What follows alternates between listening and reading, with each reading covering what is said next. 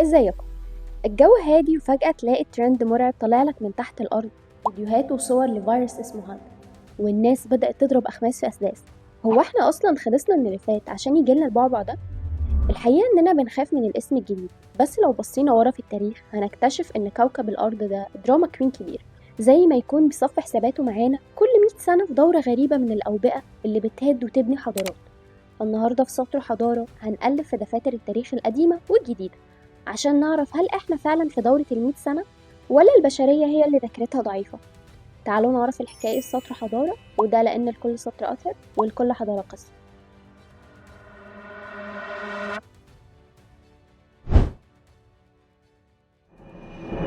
عشان نفهم اللي بيحصل دلوقتي لازم نرجع لسنة 1347 وقت ما ظهر الموت الأسود أو الطاعون الدبلي. ده مش مجرد مرض، ده كانت تسونامي بيولوجي سببه بكتيريا اسمها ييرسينيا بيستس. البكتيريا دي بتهاجم بعنف الجهاز الليمفاوي في جسم الإنسان وبتسبب تورم مؤلم جدا في الغدد الليمفاوية تحت الإبط أو في الرقبة، والورم ده كان بيبقى لونه أسود ومن هنا جه الاسم. أعراضه بتبدأ بحمى شديدة ورعشة ووجع عضلات، وللأسف كان بتنتهي بنزيف تحت الجلد وموت الأنسجة. البكتيريا دي كانت بتنتقل عن طريق البراغيث اللي عايشة على ظهر الفئران. أول حالة اتسجلت رسميا كانت في آسيا الوسطى، وعن طريق الحرير التجاري وصلت البكتيريا للسفن اللي شايلة بضائع. طاقم السفن كان بيموت واحد ورا التاني وهم في عرض البحر، ولما السفن دي كانت بتوصل موانئ إيطاليا وفرنسا كانت بتنقل الموت معاها لكل اللي يقرب منها. العالم وقتها ما كانش عارف ايه ده، وما كانوش عارفين انه بكتيريا وسموه الموت الاسود ده بلاك ديث، وده كان بسبب اللون الاسود اللي بيسببه على جسم الضحية.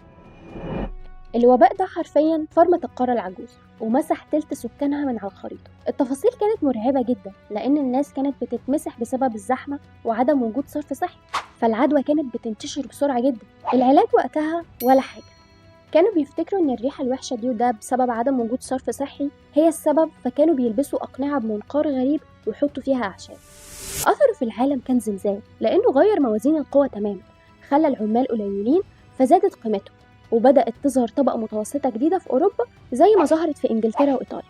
وكمان باقي العالم برضه اتأثر لأن التجارة العالمية وقفت لسنوات، والنهاردة رغم إننا سيطرنا عليه لسه في حالات فردية بتظهر في مناطق نائية، بس خلاص ما بقاش الوحش اللي كان زمان. وقبل ما نوصل للقرن العشرين لازم نعدي على ضيوف تقال جدا وهما الكوليرا والجدري. نبدأ بالكوليرا، وهي بكتيريا اسمها فايبيريو كوليرا. دي بتهاجم الأمعاء الدقيقة وبتفرز سموم بتخلي الأمعاء تضخ مية وأملاح بره الجسم، فبيحصل إسهال مائي حاد وجفاف بيخلي ملامح الوش تدخل لداخل الجمجمة في ساعات، والموت كان بيحصل نتيجة هبوط حاد في الدورة الدموية. الكوليرا بدأت رحلتها العالمية من الهند سنة 1817 واجتاحت العالم في 7 موجات. مصر شافت ويلاتها في القرن ال19 وبداية القرن العشرين، وأشهرها وباء 1947 اللي حكى عنه التاريخ والسينما، وكان بينتشر بسبب تلوث المياه والأكل.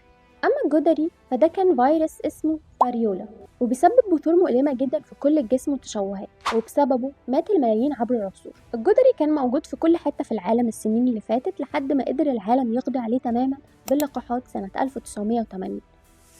الأوبئة دي بالذات كانت بتشل الحياة في العالم كله، الأسواق بتقفل والناس بتستخبى في البيوت.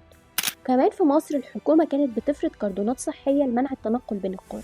وتزامنا مع الكوليرا والجدري سنة 1918 السنة دي قدمت لنا النسخة المرعبة من الإنفلونزا اللي اتسمت بالإنفلونزا الأسبانية. والاسم ده بالمناسبة ظلم لأسبانيا لأنها مش هي المصدر، بس هي الوحيدة اللي كانت بتنشر أخبارها بصدق وقت الحرب العالمية الأولى. السبب كان فيروس اسمه H1N1، وده فيروس بيعمل عاصفة في الجسم، كان بيخلي جهاز المناعة يهاجم الرئة نفسها بقوة لحد ما المريض يغرق في سوائل رئته. أعراضه كانت زرقان في الوش ونزيف من الأنف والأذن، وده اللي خلاه صعب ومش زي الإنفلونزا العادية.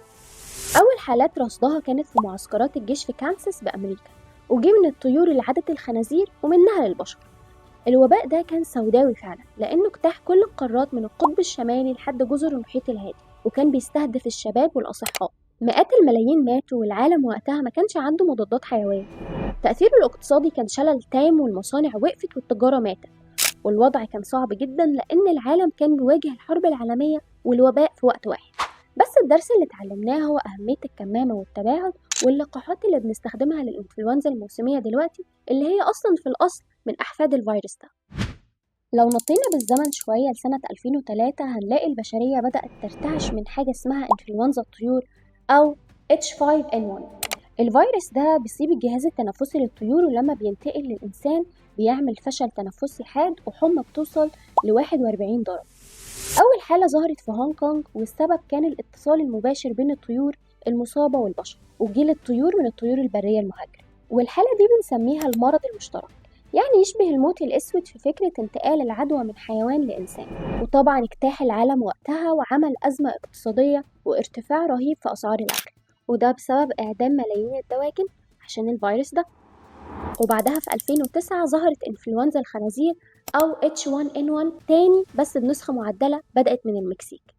الفيروس ده بيضرب الرئة والجهاز التنفسي، وأعراضه كانت شديدة من قيء وإسهال. العالم وقتها عاش حالة طوارئ قصوى لأن الفيروس كان بينتشر بسرعة الصاروخ، ولحد النهاردة الفيروسات دي موجودة وفي ليها تطعيمات سنوية، بس بقت جزء من حياتنا مش وباء بيموت بالملايين.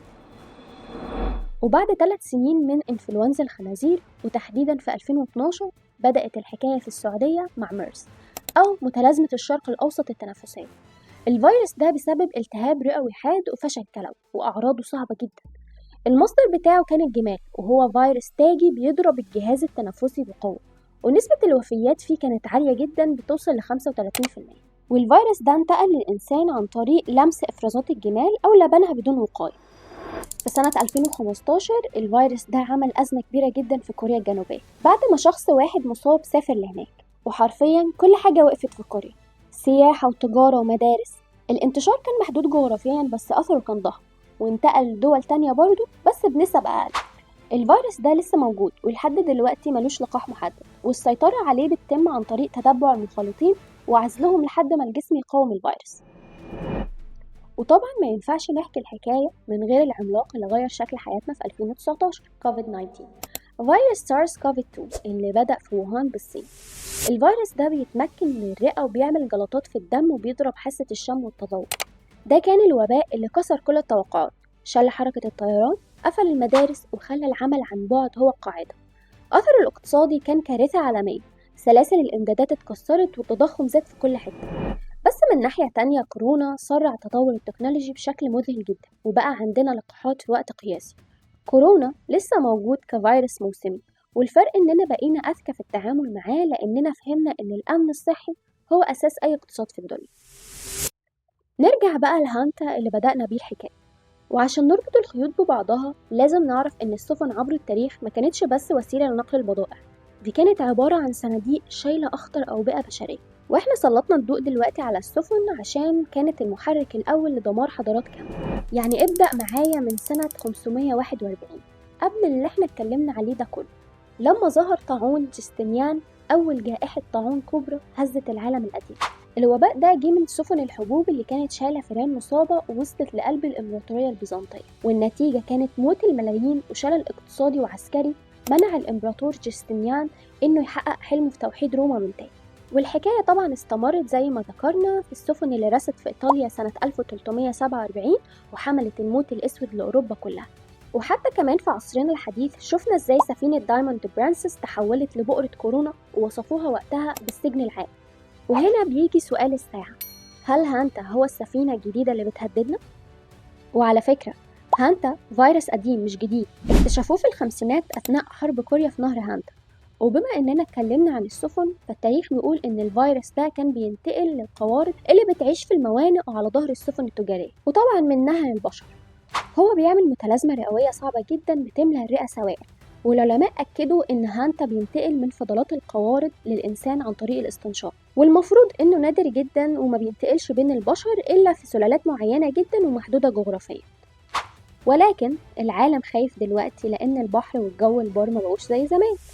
سرعة التنقل بقت تخلي أي فيروس قديم يقدر يلبس لبس جديد ويجتاح العالم في أيام. لكن لحد اللحظة اللي احنا بنسجل فيها الفيديو ده منظمة الصحة العالمية لسه بتعتبره حالات فردية مش وباء عالمي، وطول ما احنا بعاد عن مصادره احنا في أمان.